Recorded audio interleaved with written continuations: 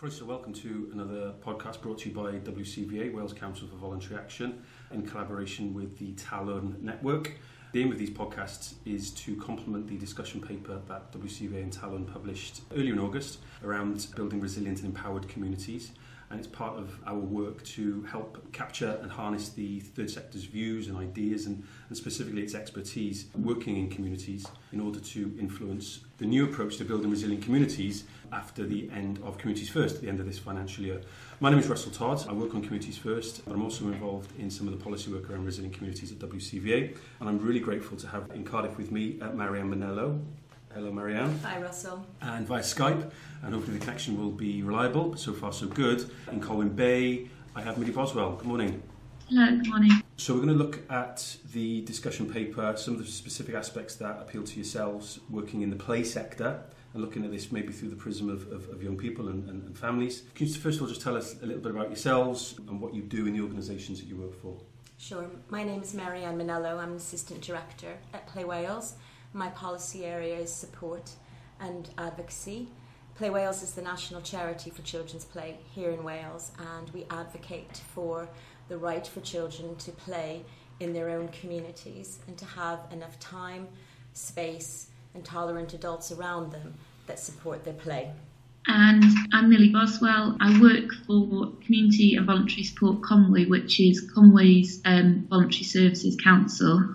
And within Conwy's Voluntary Services Council, we have a play development team. I'm the play sufficiency lead for Conwy, which means that it's our job as a play team to improve play opportunities across the county and work with communities and organisations to look at how they can best support children to play, both in formal settings like staff provision and also in non-staff provision like open spaces and playgrounds.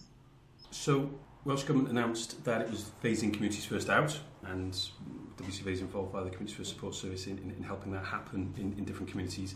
But it's proposed these so-called 3 E's: employment, early years and empowerment.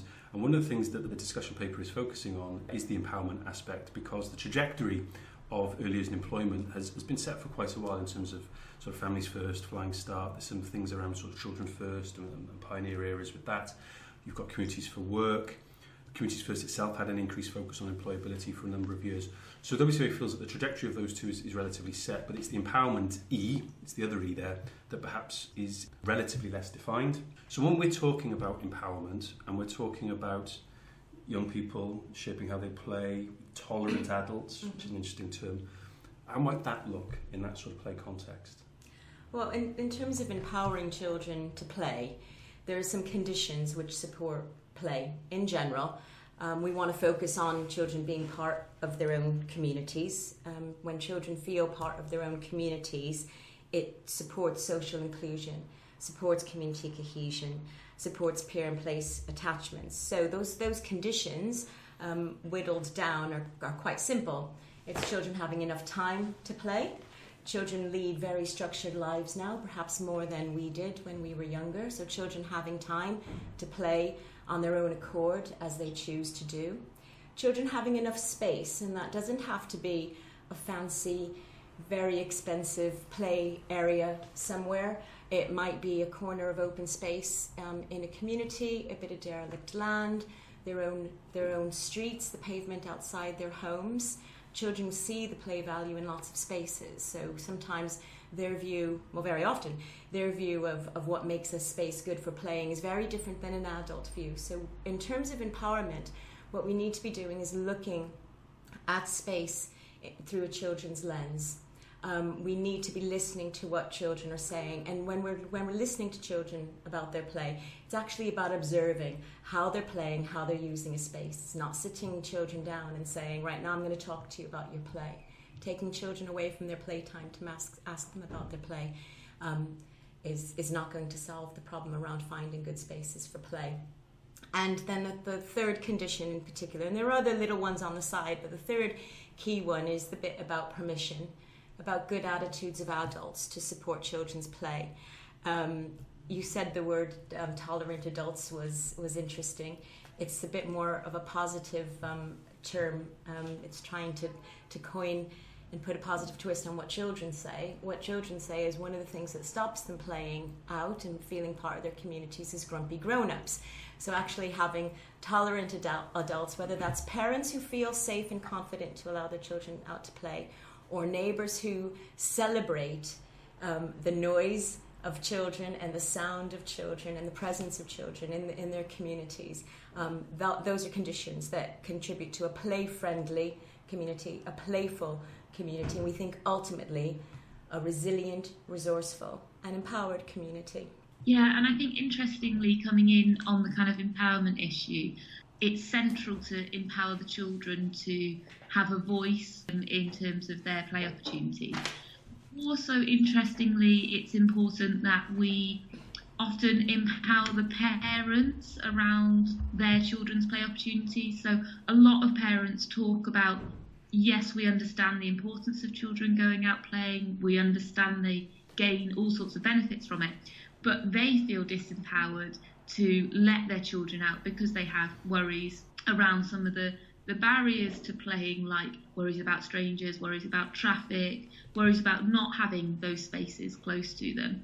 And actually, if we can do some work with parents to talk through those fears a little bit and create safer spaces for a shared understanding within the community, we can empower the community to support play as well as empower the children to actually go and play out, because they're completely interlinked and one won't happen without the other. And I think when we talk about those communities and empowering parents and children, it's very important that any approaches take a universal approach to this issue. The issue of access to play in communities is not limited to specific communities in Wales. All children across the country have reported that they value time, space in their community to play and to be with their friends. And that's come out through several consultations. One is through a consultation that the Children's Commissioner did to inform her priorities. And so I think it's telling that one of her priorities for over the next couple of years is going to be looking at children's play.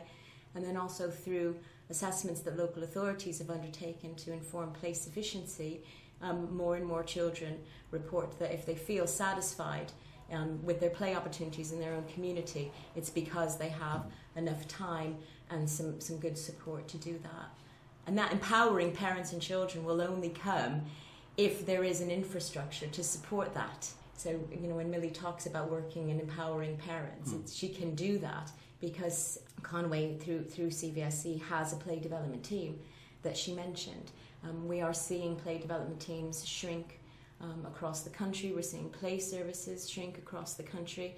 So we're concerned that infrastructure needed to empower children, communities, and the wider community, it's not just parents that we need to be speaking to, is going to be compromised if we don't take a universal approach to supporting play across Wales. I presume that infrastructure that you're talking about helps parents, families, children, young people themselves to create their own play opportunities. Because the paper talks about how if communities and people are to be doing more for themselves, and it's in recognition maybe of a different sort of social contract with the state now, probably does reflect the situation with public finances, then actually that's autonomy that is created for children and people, for families themselves to create their own opportunities to become empowered. Is key to what you're saying, presumably.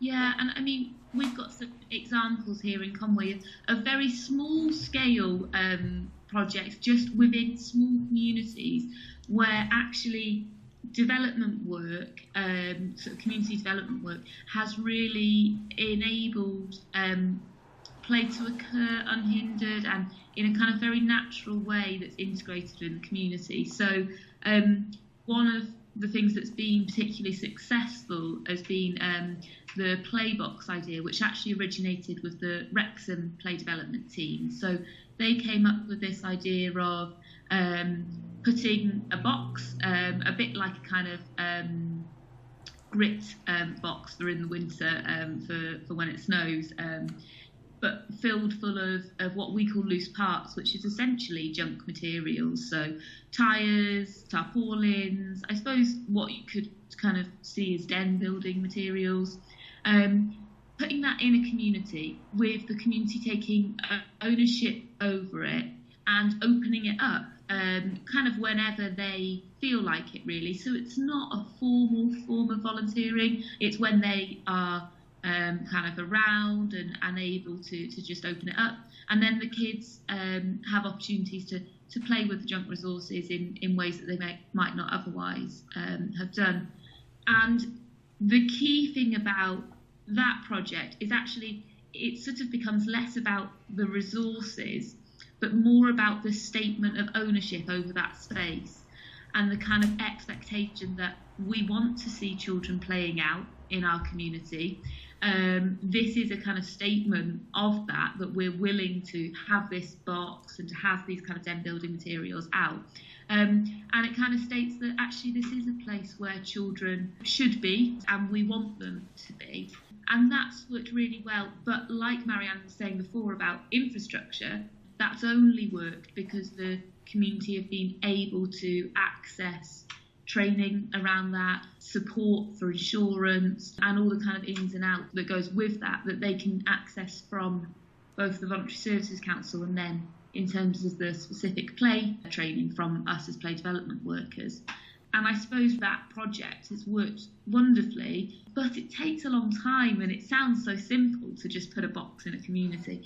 In preparation for this podcast, I was looking at the amount of contacts we tend to have with community groups who want to improve play opportunities. And it will be a minimum of 10 to 15 contacts before we even get to the point of them kind of doing something that might be seen on the ground. And that's meetings and them attending training and us doing development work. So it really does demand that infrastructure in order to get communities to a point where they're ready to kind of take it on themselves. I'm struck by the notion that a resilient community is one that's got more dens. Yeah. I definitely agree with that. Yeah, it might be a useful skill for the future. The final draft of the paper. And I'm particularly struck by that point around time, because I think this is important in terms of empowerment. You know, from a community development perspective, we often talk about actually taking power, you know, actively kind of taking power, not waiting for it to be bequeathed to individuals, to communities, to community groups. But if people are to be involved and they're to feel involved, and you mentioned ownership in a specific context in terms of that particular kind of play provision, but if it's about taking ownership of a democratic process, of a form of representation, of a form of co-producing design of services or whatever that may be, it takes time for that to happen before the actual process perhaps even formally starts. And so I think there has to be, I think the paper sort of touches on this, there has to be a long-term view as to what empowerment will comprise, but how it will happen as well, and what will form the foundations for that. Yeah, absolutely. And I think, you know, the difficulty is when, you know, Millie's quite right when she talks about the time, and that is a feature, and you know, the time needed to support communities, to support children's play. It gets a bit complicated, I think, when we talk about children's play, because it is actually, it's served us well for generations in terms of supporting children's well-being in the here and now, which is really, really important, as well as, you know, the fact that there are some windfall benefits for children in terms of how it prepares them for adulthood is useful, but it's more important for us to be supporting children and their sense of well-being right now, those moments of playing. It gets complicated because I think, as I said earlier, playing has served us well as a species for generations. And so it gets a bit confusing about, well, why do we need to put this time and effort into something that children do? They do naturally. It hasn't been driven out of us as a species. It is innate. It is a drive to play. And I think that's what gets people confused is, well, why do we need to be putting this time and effort into supporting children's play when it's something that children will do? And that is something you just have to walk down a supermarket or in chapel, anywhere, and you will see that they can't help themselves. If they are out of a trolley in a supermarket, they are looking, they're climbing, they're stacking cereal boxes, they're tasting carrots. You know, children can't help themselves.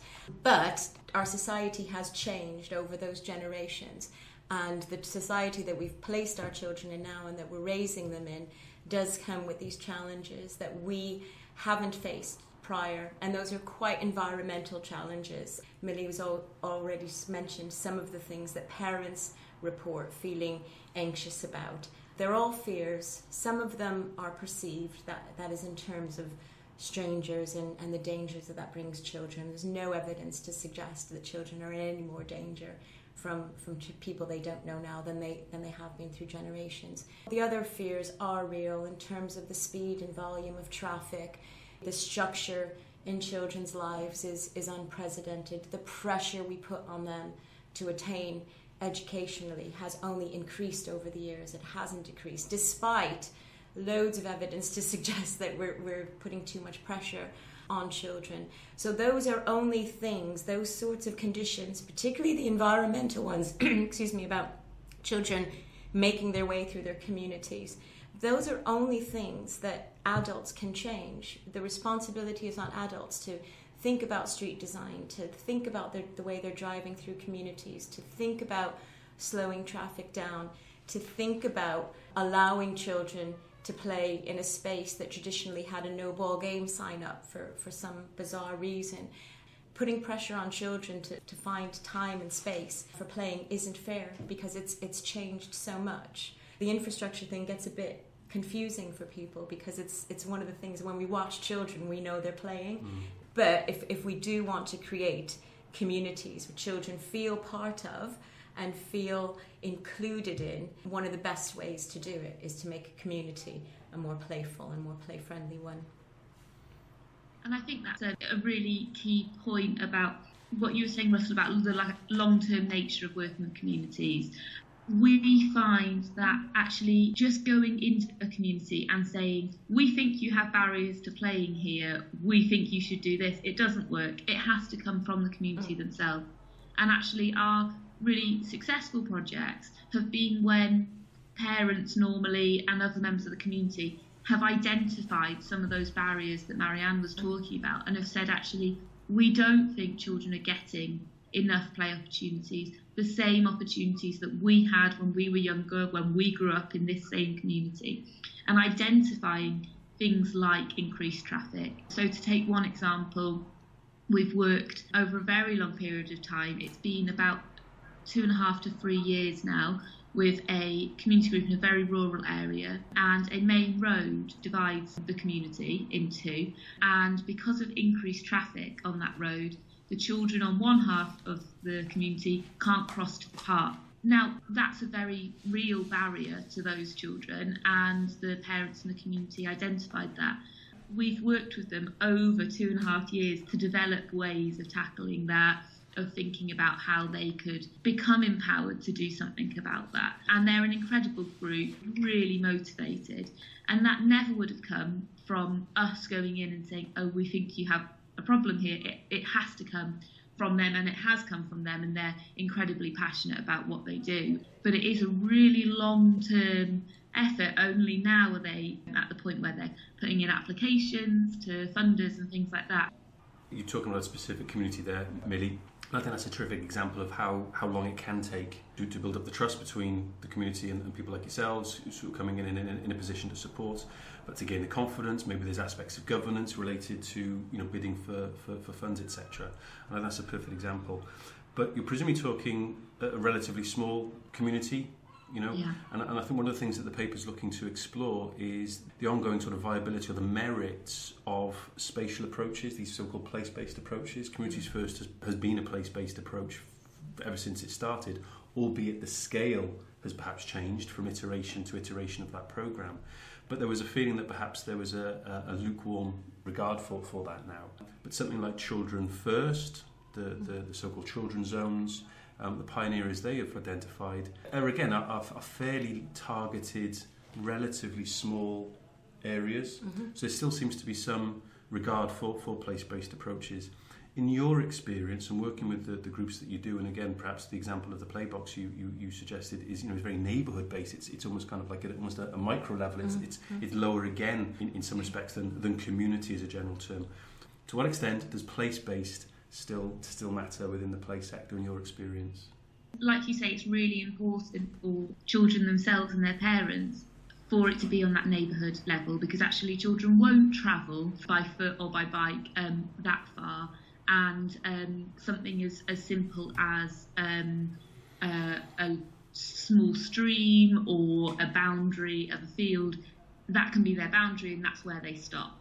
However, I do also think what we've seen in the county since the place sufficiency duty came in, which I know Marianne will talk about a bit later, is an understanding growing in the county as a whole about the importance of play and about us accepting play and promoting play across the whole county. We have experienced difficulties with the place-based approach.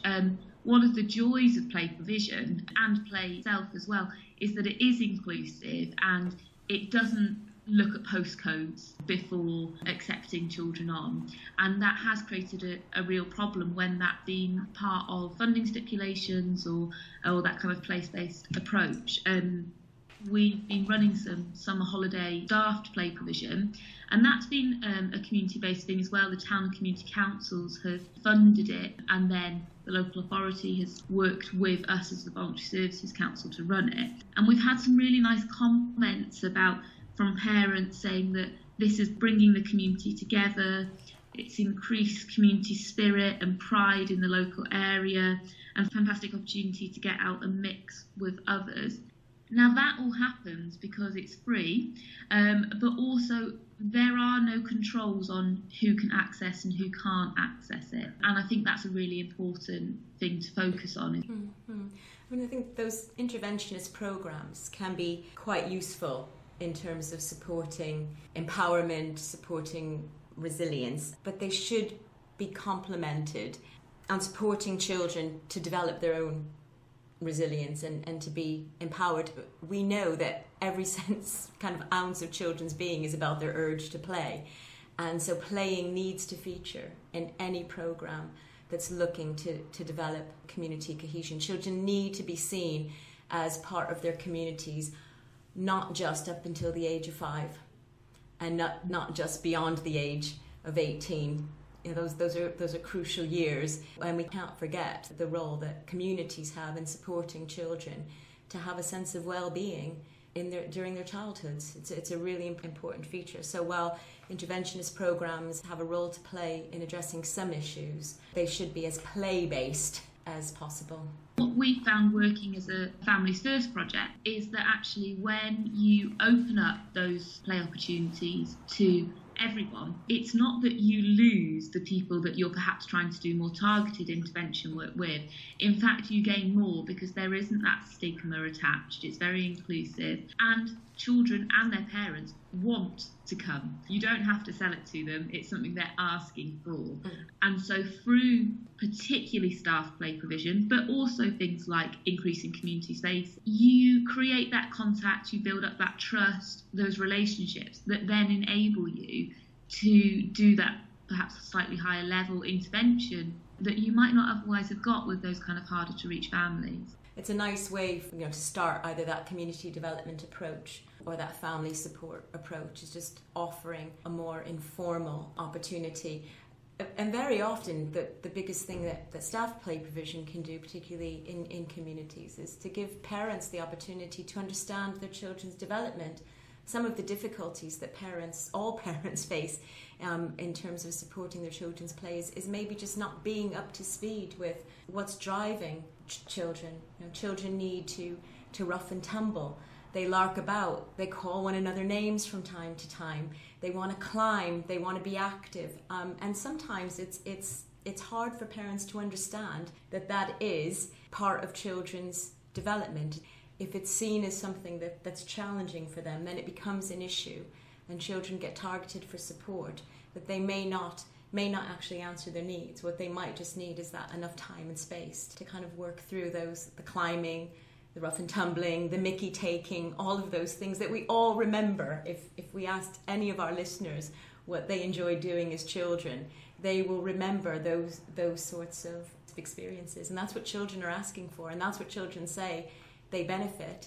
They remember the moments of playing, not the bigger things. So they'll remember doing something silly in a play area. They won't remember the fancy play area, but they'll remember the time they walked up the slide, even though people were telling them that's not what a slide was for. They'll remember the time they found some treasure of some pebbles and brought them under under the fort bit of the play area and played shops for a little while and pretended they were coins. That's what children talk about.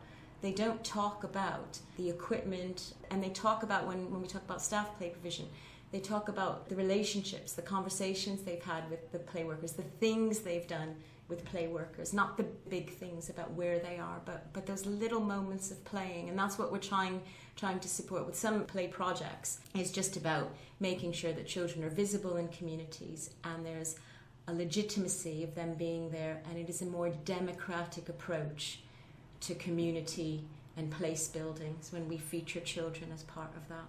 And with that, time and time again, when we create those sort of spaces, they're also adult-friendly spaces as well, and they bring both parents and then kind of naturally other adults within the community together, because a kind of communal, play-friendly space also feels sociable, it feels approachable, and parents are far more likely to come and congregate and talk and make those kind of links and those networks. That does create an empowered community that may then decide, oh, actually, we'd like to plant more trees, or we'd like to have a wildflower meadow, or we'd like to do allotments, or whatever it is. It's about that first stage of, yes, getting children out through the door, and then the adults following them as well, and meeting on the front steps and talking to each other. And we found that over and over again when we've done work that brings the children out, the adults tend to follow. That sustains the message. That's the important thing. I think that sustains the message, and that if sometimes a small intervention will actually result in more children playing. And that's the ultimate outcome of any of the project work, is that more children are playing in their community. We know all the benefits of children's play, and for too long we've measured how our services have supported physical activity and how they've supported social interaction and how they've supported learning. What's really, really important is that more children playing out in their own communities is an outcome in itself. It's a valid one and should feature in any programs that consider community development or community empowerment. And maybe more adults playing and being playful. Well, being playful, yeah. I'm extremely grateful for your time. We'll wrap it up there, but just in summary, resilient communities are focused on the needs of children and young people. If you focus on those, there are other benefits to adults, to families, to local communities. Place matters still, and I think that's an interesting point, particularly because not everybody can travel further afield. And you mentioned the point around sort of natural boundaries, streams, brooks, roads, etc. For children. There are similar barriers to older people and people with disabilities and so on. So I think that's a strong message that will certainly be taken on board and is probably shared as well. And more dens. Dens are important. That's a strong message. Interesting that you're talking about town and community councils involved in some of the staffed play provision in Conwy. I think there is a role to look at this beyond maybe the traditional kind of structures and delivery mechanisms of local authorities, notwithstanding the role that third sector plays as well, of course. So let's get any final messages before we wrap it up? A resilient community is a playful community. I like the sound of that. Diolch yn fawr iawn, thank you very much to the both of you. And if you want to encourage other people to be involved in this sort of conversation, certainly to take a look at the discussion paper, to send in their views. We want to capture those. We don't want to do this in a traditional kind of policy consultation way, which is why we're using sort of mixed media and other formats. And I'd be extremely grateful for doing that. But until we maybe do this another time, because it's been extremely fascinating, thank you very much. Thank you.